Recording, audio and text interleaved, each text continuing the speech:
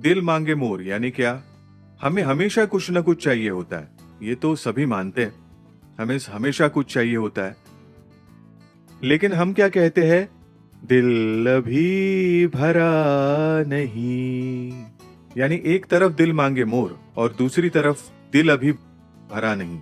इसलिए हमारा ये जो मोर और मोर जो है ना, हम मांगते ही रहते हैं और उससे क्या निर्माण होता है? Never enough.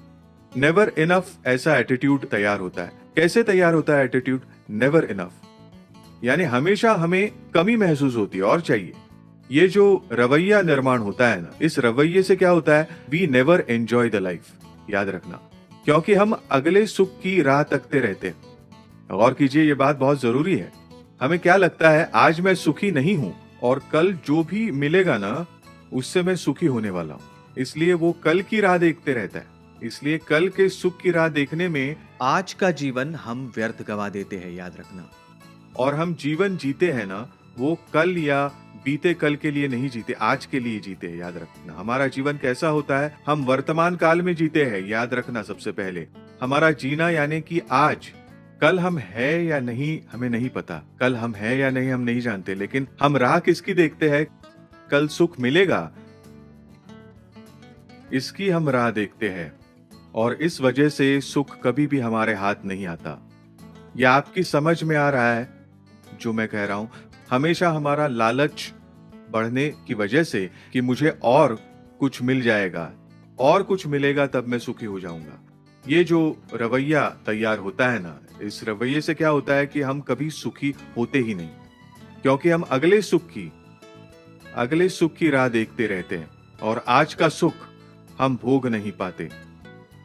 और हमेशा ये ऐसे ही चलते रहने से हम जीवन भर दुखी ही रहते हैं। फिर इस पर उपाय क्या है? आज जो है ना, हम उस सुख का उपभोग लेना सीखे। आज के आनंद का उपभोग लेना सीखिए पहले आप। आज जो आपके पास है, जो भी आपके पास है, उसी में आनंद ढूंढने की कोशिश करें। उसी में आनंद ढूंढने की कोशिश करें। कल जो मिलने वाला है वो मिलेगा ही, लेकिन उसकी राह देखते रहे तो आज का दिन भी आप व्यर्थ गवा देंगे। आज का जीवन आप व्यर्थ गवा देंगे और आप जीवन से ऊब जाएंगे। याद रखना। और हम ऐसा ही करते हैं। हम आगे की यानी आज अगर मेरे पास एक बेडरूम है तो कब 3 बेडरूम मिलेंगे? 3 बेडरूम का फ्लैट जब मैं खरीदूंगा तब क्या मजा आएगा, क्या बताऊंगा मैं आपको। अब मेरा जीवन यानी बिल्कुल उबाऊ बन चुका है। 3 बेडरूम का फ्लैट जब मिलेगा ना, तब मैं सही मायने में खुश होऊंगा। आपको लगता है कि क्या 3 बेडरूम का फ्लैट मिलने पर वो सही मायने में खुश होता है? कुछ दिन हमेशा ऐसे ही होता है। कोई चीज मिली है ना कि कुछ दिन ही अच्छी लगती है।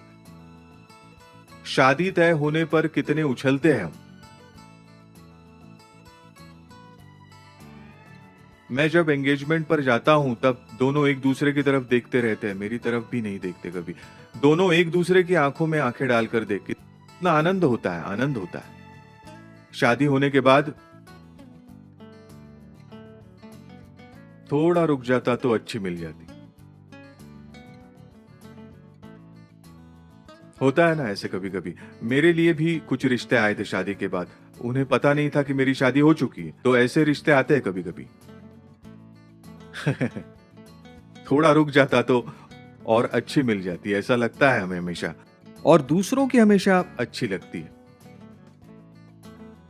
दूसरों की पत्नी कितनी अच्छी है, उसके पति से पूछिए। ले जाओ ऐसा कहेगा।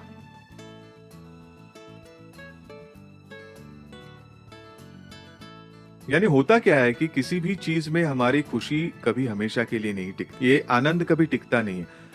हम तब तक सिर्फ टेम्पररी हमें अच्छा लगता है और फिर दोबारा हम जैसे थे वैसे। इसलिए जो है उसी में आनंद निर्माण करना सीखिए। जो है उसी में, ये कैसे करें अब हम? जो है उसी में आनंद निर्माण करना, इसलिए जो है उसी में संतोष संतुष्टि से जीना है। जो है उसी में संतोष पूर्वक जीना सीखे और जो नहीं है उसके लिए कोशिश करें।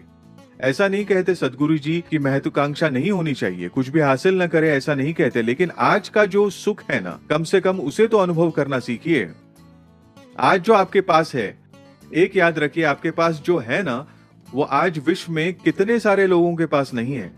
कितने करोड़ लोग, कितने करोड़ों लोगों के पास वो नहीं है जो आपके पास है, और फिर भी आप अपने आप को दुखी समझते हैं, याद रखिए।